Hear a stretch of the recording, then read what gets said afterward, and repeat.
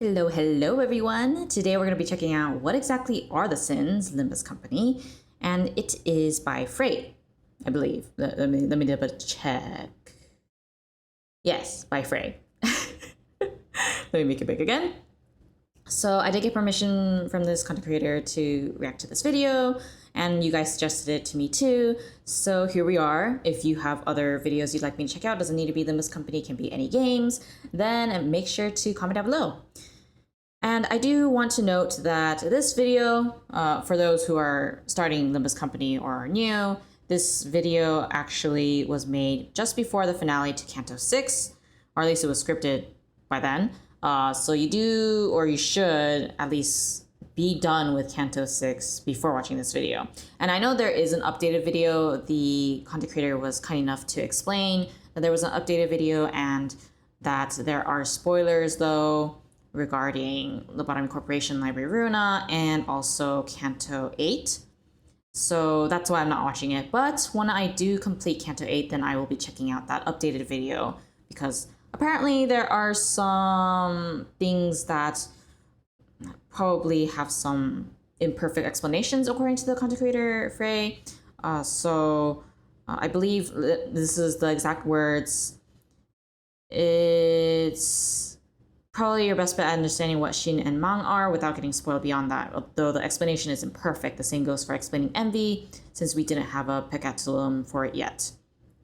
So that's just so you're aware. I am going to take what is written and shown here not as like 100% perfect explanation, because there is an updated video and I am aware that I can't watch that until I'm done with Canto 8. But at least I know what the imperfect explanations are so that you guys don't have to like tell me that's the case. But anyways, let's check it out. You know what's fun? Oh, but first, sorry, I need subtitles. Trauma. There's a reason it's at the heart of many of our greatest stories. You show me a book where a character lives happily ever after, and I don't call that a magnum opus. That's just Shrek. Despite what the sad backstory community would claim, having tormented memories isn't all it's cracked up to be. But that all changed in February 2023 with the release of one particular game, Limbus Company. And the following is a recreation of true events. Wow, they're just like me! I can't wait to tell God about this! God. These are the Sinners, the collective name for the 13 playable characters that make up Limbus Company. Why are they called Sinners? We don't exactly know yet, but each one of them has some form of traumatic incident in their lives they're trying to move past, with each segment of the game's story focusing on a single one. And about now you might be thinking, but Frey, I've gone through bad stuff before and I'm not a sinner. I just feel bad, and that's not a sin. And to that I want to say, I'm so sorry you had to find out this way. These are sins, one of the most paramount aspects of being a sinner. In Limbus Company, look at these as consumable resources whenever you use most moves in its RPG-style fights. Get enough of a certain type and you can dish out some super-powered attacks or trigger some passive effects. It's a Technically, I'm just thinking aloud, but technically aren't we all sinners, since even if we do bad things, we are sinners in that case. And on that note, I feel like the sinners are called sinners because they themselves feel like they have sinned in some way or form, whether they're actually aware of it or not.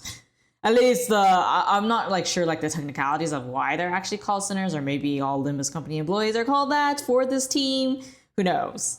fun, color-coded system that allows you to mix turn-based combat with resource management. But beyond being gaming's latest affront to God, what exactly are sins? I mean, it's not like you get these coins as a literal currency. In Project Moon, the developers of Limbus Company have a history of making sure their gameplay mechanics make sense in their universe. So let's take a moment to find out just what they exactly did. these colorful little icons are made of. And to do that, we'll first have to turn back the clock.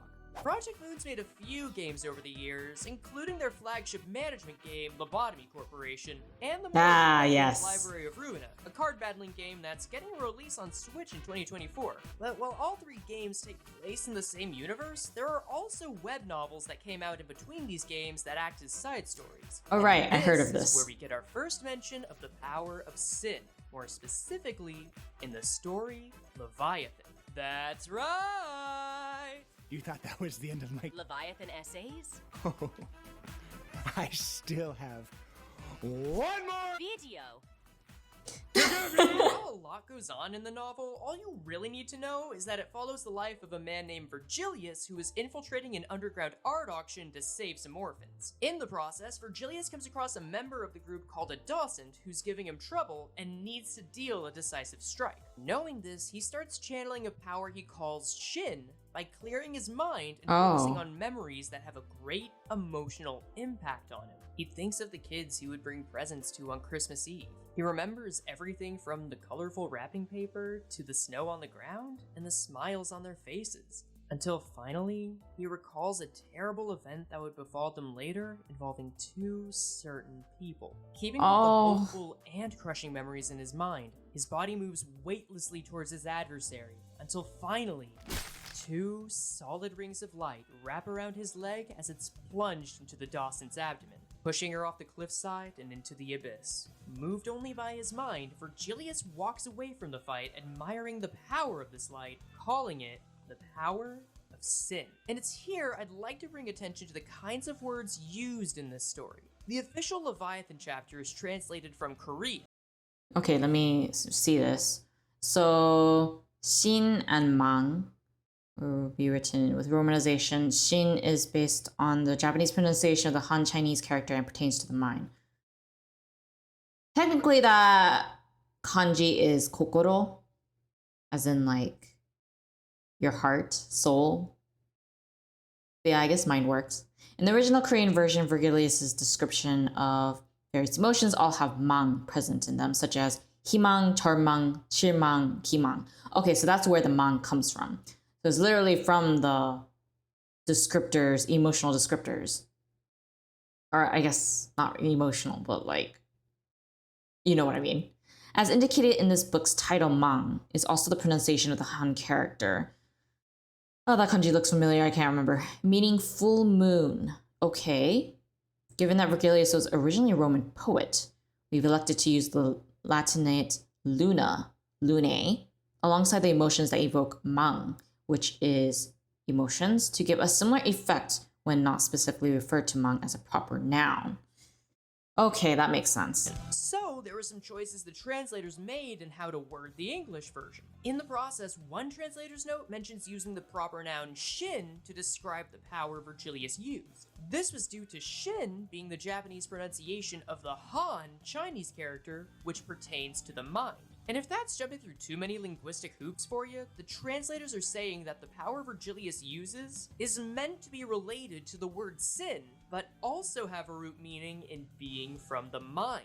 As a result of this, the community has interpreted shin and sin as being the same thing, or at least very similar in nature. This means that the power of sin isn't literally the power found through sinning, Dad, but instead the power found through channeling emotions through one's memories. And since Leviathan ended before Limbus Company came out, we would soon see other characters make use of this power displayed by the glowing rings adorning their attacks. However, one group of people notably has not been able to use these rings, and that's the sinners. Yeah, even though the Oh, yeah, he's right. I don't think I've ever seen them use like the two ring powers. I mean, they use egos and IDs, but I don't think I've ever seen them use the two rings. I actually didn't really notice the two rings, or at least it didn't really click in my head that it was something special until, this video. This group's namesake involves these dramatic shiny hula hoops. Not a single one of them have made these so far. And the idea of Shin doesn't even address the different sin types that make up the resources in the game. So what gives? Are they just bad at their job? Well, Bad at their jury's job. out on that for some people, but Project Moon still hasn't fully explained their power system yet. So let's see. Carmen Jews, cracks on the wall, aberrations. Okay, read Leviathan, ego gifts, ego gear, fused ego. Okay, partial ego. Okay, distortion. Pantagula, return to normal, begin distorting. Okay.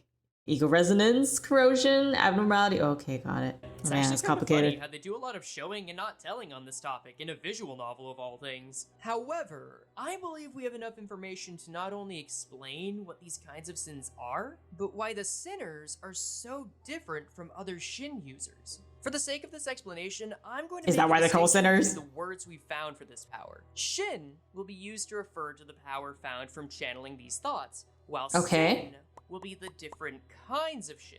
If it's easier, think of Shin as Oh, me talking about different Skittles, kind. while Sin is me talking about flavors of Skittles. And that's super important because there is one other So basically, Shin is, or the sins are derived from Shin. It's just a subcategory, while Shin is the overarching category. distinction to make between the sinners and regular Shin users. The sinners may not be able to make use of the Rings of Light, but none of the Shin users, even Virgilius, have made use of a single of the Sin resources from the game. More specifically, they're not making use of the Sin resources that fuel one of the game's most powerful mechanics, Ego. Now I could make another video on this topic alone, but Ego in Limbus Company is a power system that allows the sinners to channel abilities that come from creatures that embody certain experiences and emotions. For instance, a sinner like Rousseau could channel wrath and pride sins in order to call upon the power of a rampaging prisoner enraged by being confined.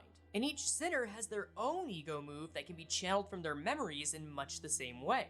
That's true, and it while changes there are too. means for characters other than the sinners to make use of ego in Project Moon's system, nobody is able to use it in quite this way. For my One Piece fans out there, it's like the difference between someone having a devil fruit power and someone else not having any, but being able to lease the powers from any of them for just a moment. And why would it work this way? Just Interesting. For them? Because at the start of Limbus Company, every single sinner signed a contract that restricted their power in order to better connect with the treasure the company was made to find. This had the added benefit of being able to use the sin resources, and each of these resources has their own sin. Does this mean that when the sinners signed the contract with Dante in the very beginning, that restricted their ability to use normal Shin?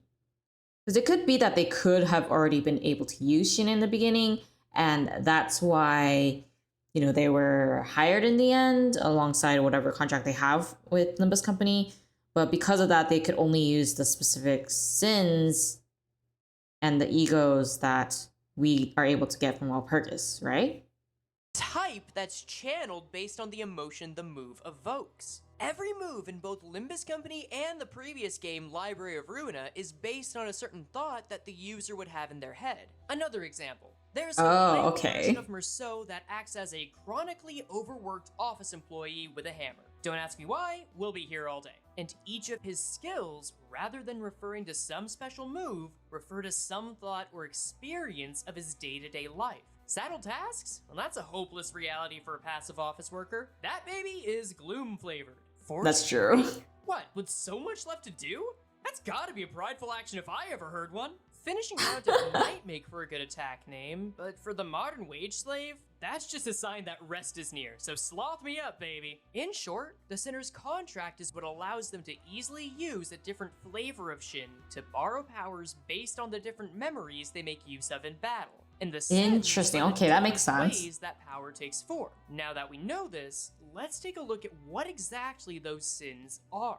Now, some sins will have more documented information on them than others, but there's enough to interpret something from all of them. First up is Wrath, which is a pretty straightforward one. Wrath is channeled through anger and wanton destruction. If the emotion is best described as leaving everything broken, including yourself in some cases, it'll fall under this. Wrath is also the sin type most likely to inflict the burn status, which gradually does damage over time. Next up is Lust. Okay, so that's why Wrath is burning, because, it's fire, angry, fire represents anger. Makes sense. Which is somehow both the most acknowledged sin in Limbus, but also the most misunderstood, at least to me. Considering that Project Moon's vibe doesn't usually include people porkin', lust has been used to showcase a longing for the human form, any human emotional connection, or the concept of humanity itself. It's also associated with the bleed status effect, which deals more damage the more a person moves. That makes sense. So what was it? Lust? Is that the one? Okay, so lust, it seems like, has to do with humans, which is why it's bleeding, which makes a lot of sense. It's actually helping me remember, the connections between the two, what resources we would need. That's nice. triggers on someone approaching you. Isn't that sweet? Virgilius also fights an embodiment of lust in Leviathan, which causes him to think back on a moment of how much the kids at the orphanage wanted to see him smile. It's also worth mentioning here that just because we're calling these sins doesn't mean they're inherently bad. Then again, this is also the sin that Cromer more than embodies, so fuck me, I guess. I guess it depends on the person. To change my own choice of words, our next sin type is sloth. This is one of the sins that isn't quite as well known, but both the name and the description of the creature that embodies it suggest that this sin is about anywhere between seeking comfort to laziness and a desire to not move or be moved. What matches up very well, though, is how that this makes sense. is associated with the tremor status effect. Unlike other Tremor? effects that deal damage or are used as buffs, those don't count. Tremor is used to stagger and inflict several other debuffs on opponents, making it difficult for them to move. And I just think That makes a lot of sense now. Because if you try to stagger someone, you'll end the fight faster, which means you could be lazier after. It all works. It all makes sense. that's neat. What's also neat is how this next sin acts as a twofer. Gluttony here refers to any emotion of wanting something to an obsessive degree. This can be Okay, that anything makes from sense. knowledge to ambition or just plain food. It's also fitting that gluttony is a sin that takes anything it can into itself, not only because of how its embodiment works, but also because boy. it's acting as the replacement for the greed sin. Yeah, so greed didn't end up making the cut in this list. I've seen a few conversations as to why, but what makes the most sense to me is that if both greed and gluttony were here, they'd feel way too similar. And this That's just true. feels like the right call. Gluttony is also the sin most associated with rupture, which causes those inflicted to take more damage upon being hit. It's just like getting a gut punch after a steak dinner. But could someone explain to me why 7 Heathcliff's forensic skill is gluttony? Like, I'm pretty sure that one was added in for gameplay balance and gameplay theming, but lore-wise, I just don't really see it. This part's not Wait, even so gluttony is, or I mean, what was it, greed? Oh, gluttony is rupture. And rupture makes sure you're doing more damage. Let me actually punch after a rewatch that. steak dinner. But could someone explain to me why 7 Heathcliff most associated Not that one. conversations as to why, but what makes the most sense to me is that if both greed and gluttony were here, they'd feel way too similar. And this just feels like the right call. Gluttony is also the sin most associated with rupture, which causes those inflicted to take more damage upon being Because you're wanting more, so more damage. Okay, that makes sense. It's just like getting a gut punch after a steak dinner. But could someone explain to me why 7 Heathcliff's forensic skill is gluttony? Like, I'm pretty sure that one was added in for gameplay balance and gameplay theming, but lore-wise, I just don't really see it. This part's not even in the script. Like, I just kind of want to know. And if that fact made you disappointed, then get ready to be in good company, because now we're on to the gloom sin. This one's about as direct as wrath, but instead of it being about anger, it's about sadness, lethargy, and helplessness. If Project Moon wasn't careful, this sin could have been— I just realized. Let me go back. There we go. Oh no, too far. Okay, there we go. That's totally Yudi's outfit and weapon, isn't it? It's totally her. And even the bandage is the exact same. It's just that it's her face and head. helplessness. If Project Moon wasn't careful, this sin could have been lumped together with sloth, but I really like the balance they struck with sloth being more about ignoring problems and gloom being about drowning in them. It's even more fitting that this sin type is associated with the sinking status, which lowers Because the it's sanity of sinking into opponents, causing them to depression. be weaker and less accurate. Also, sinking to luge is just a treat. It may not be gloom, but not a lot can top that. If anything were to try, though, that would be pride. Much like sloth, Pride. one other sin on this list, there isn't as much information on this one. However, we can still get a good idea of what it represents from the creature that embodies it. To summarize the logs, the wheel has often been the symbol of technological advancement. That may be why pride takes the form of a wheel. It doesn't care if it gnashes at flesh or crushes patches of grass, because it can roll while others cannot. I think we can safely say that any prideful thought involves justifying harming or taking from others because of something you possess, whether that's wealth or some personal trait. Like many of That the makes others, sense. this matches up great with pride skills, giving their users the poise status, which allows them to make critical hits. I mean, look, I believe in humility and all that, but if Critical hits, because when you're prideful, you want to, do the most, I guess, damage or do all that. So it makes sense that it's critical hits and that's connected to pride. I was a mercenary and could make a pinpoint stab through someone's heart, that'd probably go to my head at least a little. Yeah, exactly. And speaking of things worth stabbing, there's this bastard! Welcome to Envy, the sin type that is no known embodiment at the time of this writing, no mention of all in Leviathan, and still gets some of the most infamous attacking skills in the game. The environmental storytelling almost explains itself, doesn't it? This little tumbleweed's done none of the legwork, but still has so much going for it. Plus, with Heathcliff, the man most known for having envy skills, getting his chapter a week after writing this, we'll probably get an info dump about this sucker pretty soon. That's not true. I wrote this before the Kanto came out, and we got jack shit, so let's just move on. But rather than wait a few weeks, I'm gonna take a guess at what this one means. See, envy skills are associated with the charge status, which is an energy charge. source that the sinners can store up before spending as fuel on some powerful attacks. That's Considering true. that this guy's got a revenge story on the horizon, I'm seeing this as envy being about taking something seen as good, useful, or wholesome, and twisting it into something unrecognizable.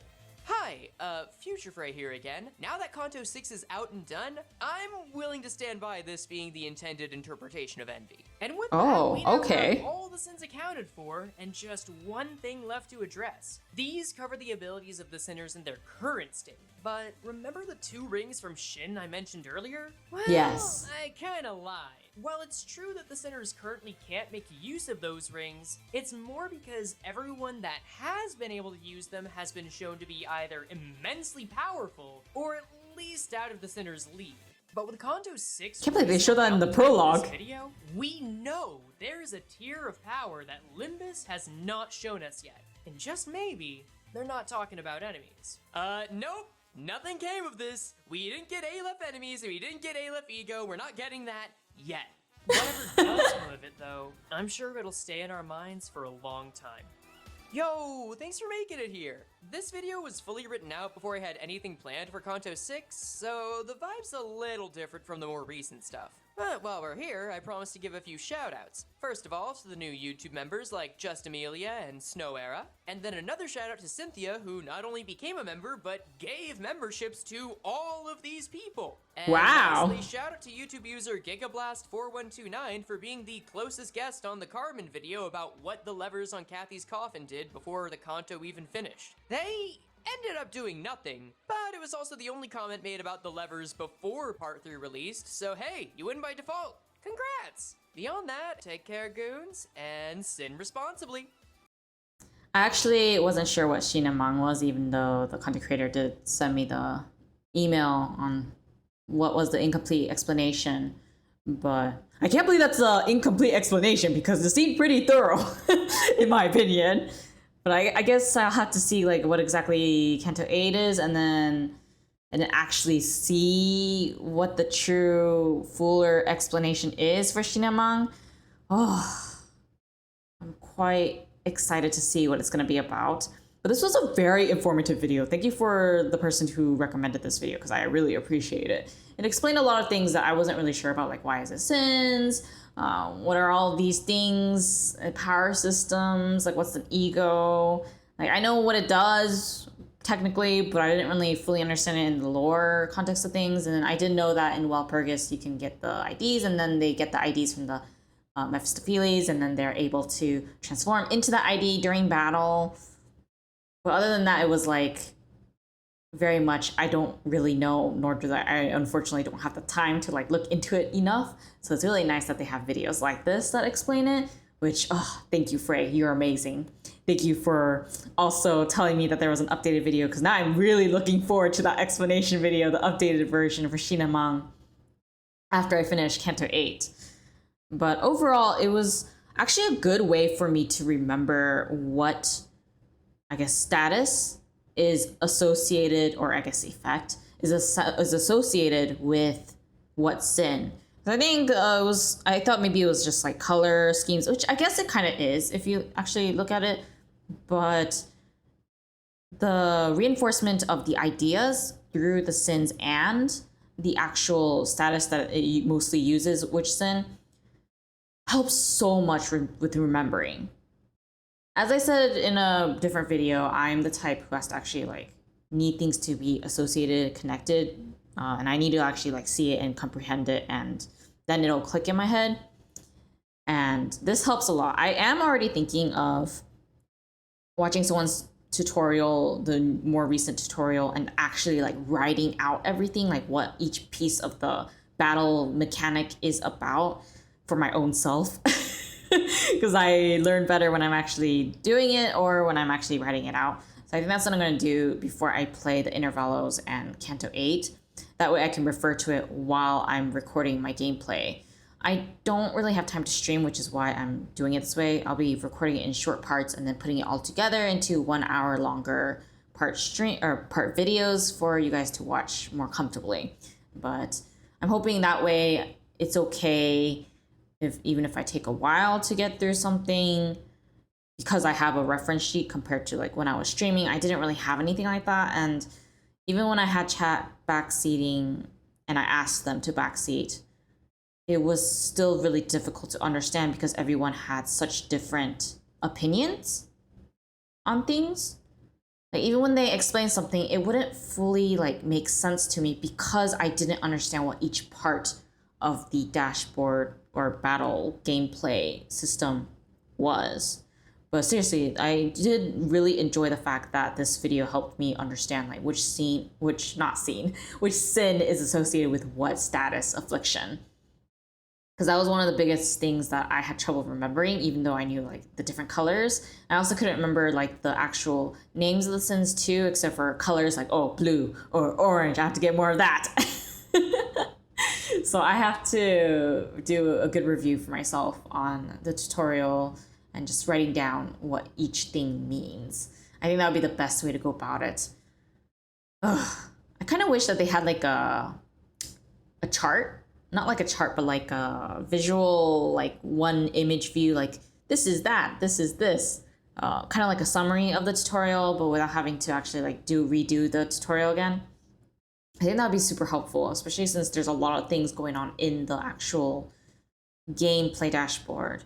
But going back to this video, I thought it was very clean. I really enjoyed the explanation about Leviathan. So if you guys have any videos about Leviathan that you want to share, like a Leviathan explanation video or something that goes even deeper into Leviathan, that'd be great, because I didn't realize that Virgilius actually had, you know, like kids that he cared about, or like people in general that he cared deeply about. And I'm kind of curious about what exactly happened in there, mostly because I don't have time and I would like to check it out with you guys too. But I really enjoyed that Leviathan part. And then obviously the talk about the sinners are not being able to use Shin and Mang. As he said to me in an email, it's an incomplete explanation compared to the most updated, most recent video of Shin and Mang. So I do look forward to learning more about it there.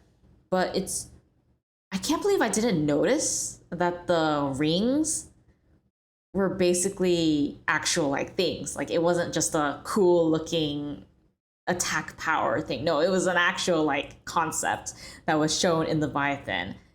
And then they show that the beginning prologue characters were actually like really powerful. And that's what they were able to use Shin, which is like astonishing. Or was it Mang? No, Shin is Kokoro. Shin. And then Mang is the emotions. But either way, they were able to use the rings, and I'm quite surprised I didn't realize that it indicated that how strong of those characters were, and yet they were killed so easily by the bus. I mean, they obviously killed the sinners quite easily, so it makes sense, but it didn't like really process in my head how powerful they were until this video. And now I have a true appreciation for those prologue characters. Rest in peace. I don't remember who exactly died, but rest in peace. Dang, this was a really nice video. I really enjoyed it. If you guys have any other videos you'd like me to check out from this content creator, let me know. I already got permission from them to check out any of their video essays, as long as I give them credit, which I obviously will. And of course, if you have a video you'd like me to check out, doesn't need to be Limbus Company, could be any other games, gacha games, doesn't really matter. I will watch them all. Preferably not in a playlist, but rather I would like to check out game reviews, game video essays, some stuff about lore. Doesn't need to be about lore either. It could be anything fun. Just let me know. Anyways, if you enjoyed watching this video, then make sure to give it a like, comment down below, subscribe, and share. And of course, make sure to check out their video on their channel too. And make sure to give it a like too. And comment. You know the drill. I'll see you guys later. Bye.